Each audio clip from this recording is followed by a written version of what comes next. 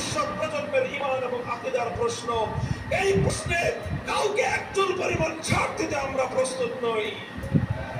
দ্বিতীয় নম্বর কথা, কিছু আইনের সংস্কারের নামে বাংলাদেশে পাশ্চাত্যের বেহায়াপনা অশ্লীলতাকে আমদানি করবার পায়তারা চালানো হচ্ছে।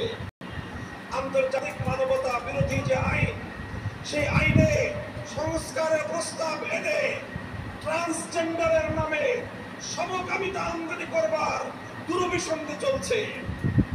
2 নম্বর, ম্যারিটারিয়াল রেপ নামে, বৈবাহিক ধর্ষণ নামে ঘরে ঘরে আল্লাহ প্রদত্ত স্ত্রীর উপর স্বামীর অধিকারকে উলঙ্ঘিত করবার পায়তারা চলছে।